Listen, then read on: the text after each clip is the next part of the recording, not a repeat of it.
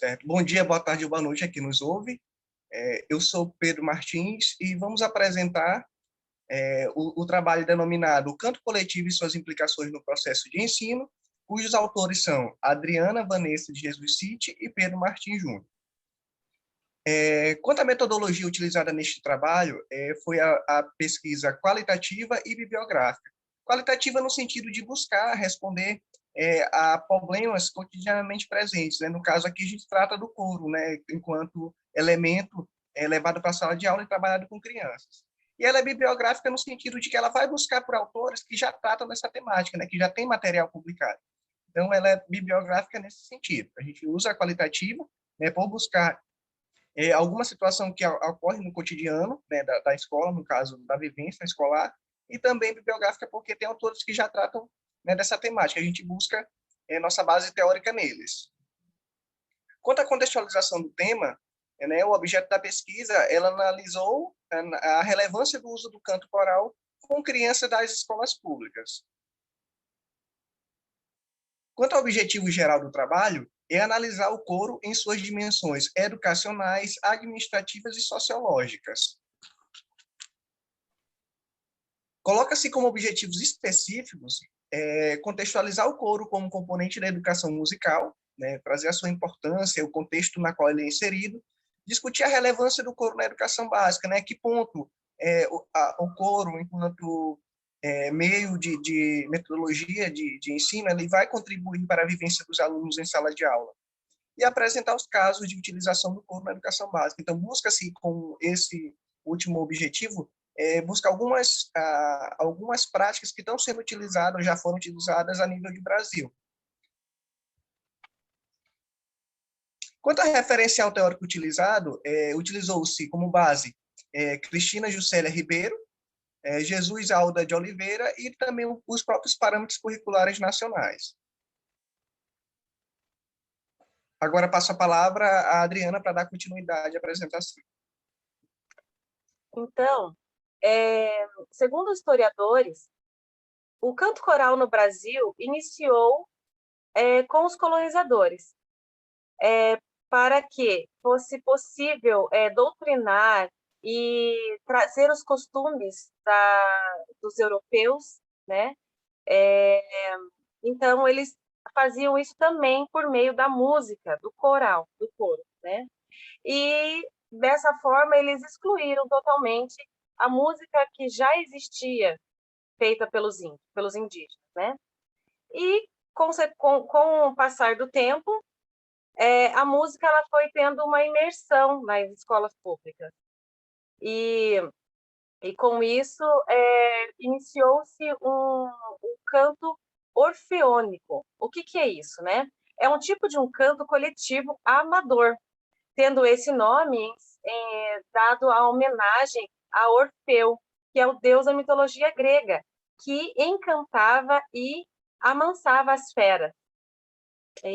Então, foi dado esse nome para um canto mais amador, né? sem muita especialização. E foi levado esse canto para as escolas. E esse canto também tinha, nesse período, nas escolas, também tinha a função de tratar tratar a forma vamos dizer assim, me fugiu a palavra aqui, de disciplinar as crianças também. Aí, com o passar também do tempo, entrou grandes nomes na história da música. E nisso nós encontramos Heitor Villa-Lobos, que, apesar ainda da sua vertente ser de cunho disciplinar e cívico, ele rompe com a cultura europeia e passa a difundir a cultura nacional, promovendo identidade musical nos brasileiros. E também ele trabalha com uma nova vertente, que é especializar os professores. Não ser assim tão amador, como eu disse, mas nesse momento ele começa a distribuir cursos profissionalizantes em todo o país.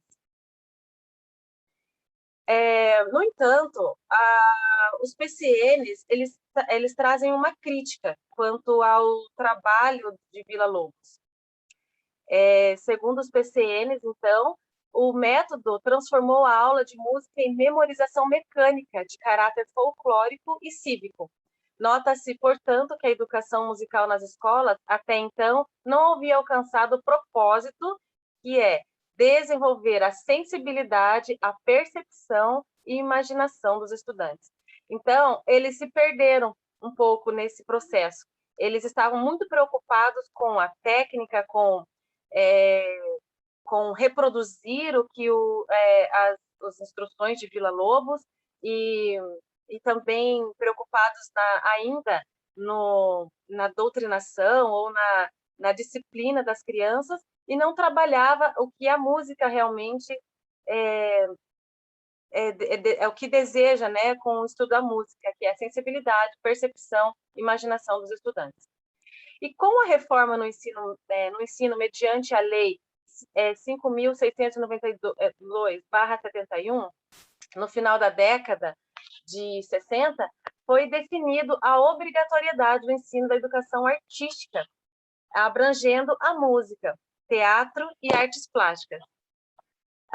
Só que nesse período, a música ainda, o professor era um professor polivalente. Ele não tinha uma especialização em nenhuma área dessas, né? Então, o professor de educação artística, ele poderia atuar em todas essas áreas da arte. Mas o ensino da artes passou depois a ser especializado, né? Com a mudança na LDP de 9394/96 e os PCNs, né? As artes passou a ser especializada.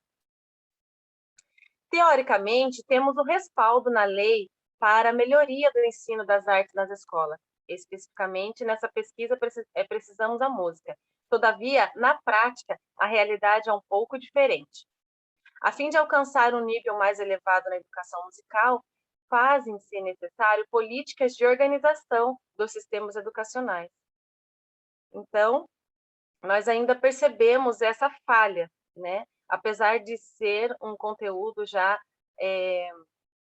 descrito na LDP, nos PCNs, mas ainda é muito deixa a desejar muito as escolas com relação à música. Mas, assim, o canto coletivo e suas vantagens. Então, qual é a vantagem de se trabalhar a música, ou especificamente o canto coletivo nas escolas? Não exige uma estrutura muito sofisticada. Essa é a primeira vantagem, né? Não precisa de ter uma estrutura física, recursos financeiros, né? Como que ali o segundo item. Não exige grandes recursos financeiros, pois no canto a voz é um instrumento. Não é necessário comprar instrumentos caros, investir em tecnologias, porque a voz já faz esse papel.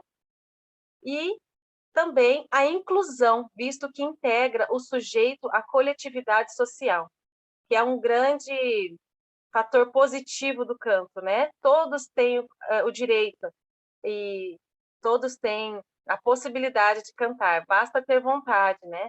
Porque se a pessoa pode acontecer da pessoa ser dita chamada de desafinada, mas ali no coro ela tem a oportunidade de se desenvolver musicalmente.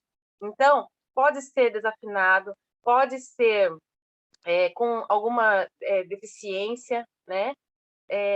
O coro ele integra condições, diferentes condições, como socioeconômica, cultural e também dar a conhecer uma nova forma de expressão, ao mesmo tempo individual e coletiva. Então, ela trabalha tanto o individual da pessoa quanto o coletivo.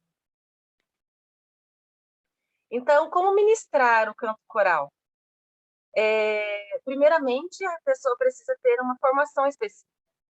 É o fundamental, né, que a pessoa saiba o que esteja fazendo ali. E a utilização dos PCNs. Como medida inicial, os PCNs dão um norte para o educador, direcionando a uma visão global dos objetivos, critérios de seleção, organização dos conteúdos, orientação didática e de avaliação de aprendizagem. Então, os PCNs já dão esse norte. E refletindo sempre, né, que é a parte fundamental, é refletir sobre o correto uso da música, da musicalidade nas escolas. Não utilizar a música como meio, mas sim como um fim em si mesmo. Porque no passado utilizava-se a música como meio de doutrinar, de levar, de civilizar, né? E também muitas das escolas hoje ainda trabalham a música somente em apresentação de pais, mães, né? Como um meio de levar uma homenagem para os pais. Mas a música não deve se basear só nisso. Ela deve ser um fim, ela tem o fim em si mesma. E agora eu gostaria de passar para o Pedro, para que ele fale um pouco sobre os projetos que ele analisou, que nós, né, nesse trabalho, colocamos em todo o Brasil, os projetos analisados com relação às músicas, trabalhadas nas escolas. Certo, muito bem. Quanto aos projetos analisados, o nosso intuito não era denominar projetos, né, mas sim verificar como que os projetos têm andado a nível de Brasil. Então, o que se percebe é que realmente hoje há uma preocupação dos estados, a gente conseguiu ver que o poder público ele tem investido na questão das escolas de música. Então, vários estados hoje já apresentam, né, um projeto das escolas de música, onde pega desde criança a idosos, né? E também vários, não só o coro, mas vários tipos de artes. Então, assim, a gente vê que tem essa preocupação hoje, né? Passou-se daquele período de, como a Adriana falou, da questão doutrinária, de doutrinar as pessoas, né, por meio da música. Hoje, né, já se tem um projeto de uma escola de música onde vai envolver várias artes, né? Inclusive a engajar, né, socialmente as pessoas que necessitam desse contato com a arte. Então, a gente conseguiu perceber, né, como é colocado nessa projeção, né, percebe-se uma preocupação por parte dos estados em fomentar a educação musical junto às comunidades. Né? Então, hoje, né, a gente colocou até aí nessa lâmina, que diz o seguinte, né, que nessa parceria comunidade e Estado, os cantos eles ecoam de norte a sul, de leste a oeste do país. Né? As vozes que antes eram silenciadas, hoje elas já conseguem, né, manifestar-se coletivamente, né, como analisado nesse trabalho, Brasil afora. Então, a gente tem essa preocupação. Pode passar, Adriana, para as conclusões. E nesse sentido de considerações, né, a gente vai novamente tirar aquele foco da música como meio e trazer ele como um fim em si mesma. Né? A música não precisa ser um meio, né, adotado em sala de aula somente em momentos específicos, mas ela deve ter uma continuidade. Né? Isso que vai fazer com que a criança ela aprenda a questão da afetividade, da vivência em comunidade, e também de que o diferente no coro ele se unifica, né, dando uma voz única, né, um grito único, né, em forma de expressão artística. Pode falar, Adriana. Não, pode continuar. Certo. Aí, nesse sentido também, a gente conclui, né, o nosso trabalho falando o seguinte, né, que o propósito do coro não é esse de doutrinar, mas é de tornar a criança que é atendida por esse projeto mais sensível, né, com a percepção maior, né, da sua vivência social e também provocar a imaginação dos estudantes. Esse é o papel, né, do verdadeiro da música enquanto elemento, enquanto fim em si próprio, né, no processo educacional. Pode passar, Dani. Então, queremos deixar aqui uma frase de reflexão. A música oferece à alma uma verdadeira cultura íntima e deve fazer parte da educação do povo. Quem disse isso foi François Guizot. Então, nós temos que ter essa sensibilidade, né? Que a música ela oferece muito mais do que simplesmente nós vemos no papel, notas distribuídas em uma pauta. Então, a sociedade ela precisa, né? As escolas precisam trabalhar a música, porque ela é fundamental para o desenvolvimento do sujeito. Então, essa é a nossa contribuição.